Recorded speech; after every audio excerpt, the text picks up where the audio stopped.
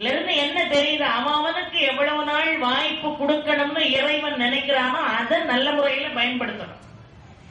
வாய்ப்பு கிடைக்கலையேன்னு யோசிச்சுக்கிட்டே இருக்கிறாம கிடைக்கிற வாய்ப்பு சரியா பயன்படுத்தணும். இப்ப இந்த இடத்துல, இந்த ஆசனத்துல இதற்கு முன்னாடி எத்தனை ஜாம்பவான்கள் வந்து அமர்ந்திருப்பார்கள். இதற்கு முன்னதாகவே இந்த மேடையில் எத்தனை ஜாம்பவான்கள் இந்த ஆசனத்திலே அமர்ந்து பேசியிருப்பார்கள். அவர்களை தாண்டியும் ஒருத்தர் இந்த தமிழகத்தில் வலம் பெற முடியும்னு இறைவன் நினைக்கிறார். நாளைக்கு இதே ஆசனம் கை மாறலாம். இந்த சீட்டு யாருக்கும் நிரந்தரம் இல்லை. இந்த சீட் மட்டும் இல்ல, எந்த சீட்டுமே யாருக்கும் நிரந்தரம் இல்லை. நான் ஆன்மீகம் பேசிக்கிட்டு இருக்கேன், நீங்க வாட்டு கை தட்டி என்ன இழுத்து விடக்கூடாது. இது என்றைக்கும் யாருக்கும் நிரந்தரம் இல்லை. நாளைக்கு இந்த அரியாசனத்தை அலங்காரம் செய்வதற்கு ஒரு புவனா வரலாம் இதே திருப்பூர் மண்ணில். இந்த அரியாசனத்தை அலங்காரம் செய்வதற்கு அருமையான ஞானம் படைத்த எனது அருமை தம்பி உமாசங்கர் உலகம் முழுவதும் வலம் வரும். அப்படி ஞானம் நிறைந்த அருமையான குழந்தைகளை வளர்க்க வேண்டும் என்கின்ற ஆனந்தம் யாரையும் நாம வளர்க்க வேண்டியதில்லை. படித்தால் சிந்தித்தால் அவர்களாக வளருவார்கள். ஆனால் வளர்வதற்கு துணை நின்றால் போதும் ஒரு நடுவர். அப்படி துணை நின்று அவர்கள் மென்மேலும் வளர வேண்டும் என்று நான் நினைக்கிறேன். அந்த வகையில் ஒவ்வொரு மேடைக்கும் ஒரு புதிய செய்தியை தரக்கூடிய அருமை தம்பி உமாசங்கர் அவர்களை உங்களுக்கு நான் அறிமுகம் செய்வதிலே மற்றற்ற மகிழ்ச்சி அடைகிறேன். எங்களுக்கெல்லாம் இசை வடிவம் கொடுப்பதற்கு இவர்கள் இசை கலைஞர்கள் என்று நான் சொல்ல வேண்டிய அவசியம் இல்லை. இவர்கள் எல்லாம் என் குடும்பம் என்று சொன்னால்தான் எனக்கு மகிழ்ச்சியாக.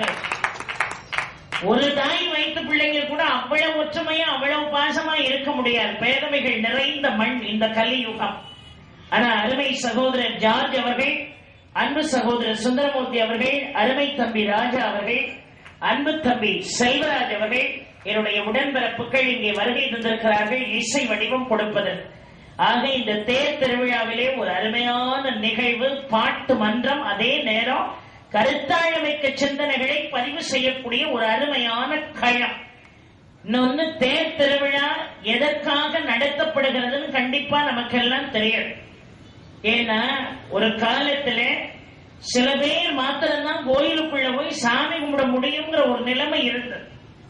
பல பேர் கோயிலுக்குள்ள கால் மிதிக்க முடியாத நிலை ஒரு காலத்தில் இருந்தது. அவர்களும் சாமியை பார்க்கணும், அவர்களும் இறைவனிடம் தன்னுடைய வேண்டுதல்களை பதிவு செய்யணும்னு காலாகாலமாக இந்த தேர் திருவிழா நடத்தப்பட்டு அந்த தேரானது வீதியிலே வருகின்ற பொழுது சில பேர் உணவுக்கு முடியாதவர்களாக இருப்பார்கள், சில பேர் சில பிரச்சனைகளுக்காக கோயிலுக்குள்ள வர முடியாதவர்களாக இருப்பார்கள். ஆக எல்லாரும் நின்று இறைவனை பார்க்க முடியும் என்கின்ற மரபுக்கு வழிவகை செய்த அருமையான விழா தான் இந்த தேர் திருவிழா. இன்னொன்னு சொல்லணும்னா, ஏற்ற தாழ்வுகளுக்கு முற்றுப்புள்ளி வைத்த திருவிழா தான் இந்த தேர் திருவிழா. இறைவன் சன்னிதானத்துல எல்லாரும் ஒண்ணுதான். மனுஷனா பார்த்து சில பேர் உள்ள வரலாங்கிறார், சில பேர் உள்ள வரக்கூடாதுங்கிறார்.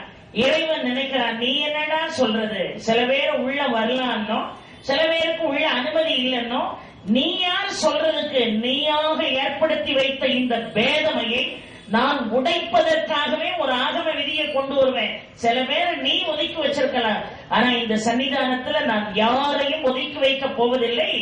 என் சன்னிதானத்தில் எனக்கு எல்லாரும் பிள்ளைகள் தான்.